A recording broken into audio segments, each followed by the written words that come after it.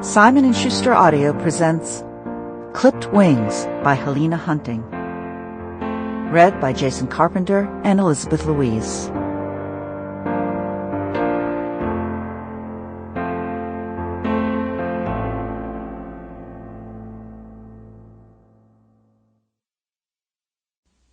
One. Hayden. My head ached. A night of piss-poor sleep had turned the mildly irritating into infuriating. Between the droves of freshmen who had been passing through the shop recently and the naive girl currently in my chair, I'd had it. I rubbed my temple to ease the dull throb that had developed over the course of the day. 10 more minutes and I'd be done with the design, if I could stay focused.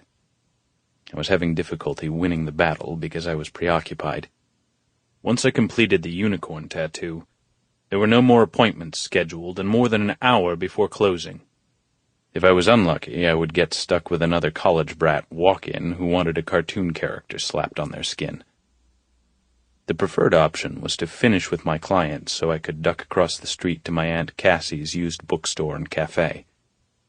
Coffee runs to serendipity had become my new favorite pastime over the last 4 weeks, ever since Cassie hired the new girl. She was the reason I was so distractible.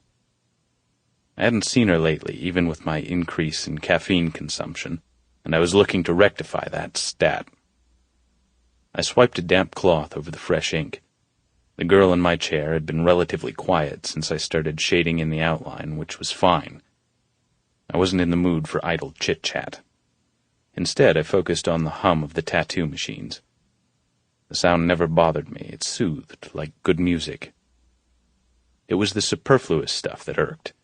The inane chatter of the teenagers, the nervous tapping of a shoe on the polished hardwood, and on the flat screen the loud drone of a newscaster as he spouted off the devastation of the day.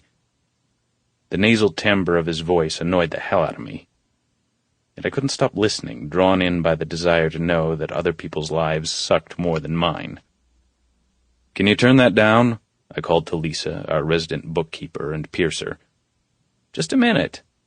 She waved me off, but palmed the remote. The other artists in the shop were also working fixedly on clients. I seemed to be the only one with attention issues. The bell over the door tinkled, saving me from further irritation. Lisa changed the station, and heavy rock beats filled the air, the bass vibrating the floor. She turned the volume down to a reasonable level. Pausing, I glanced over, praying it wasn't another insipid college girl looking to flirt with deviants. Sample complete. Ready to continue?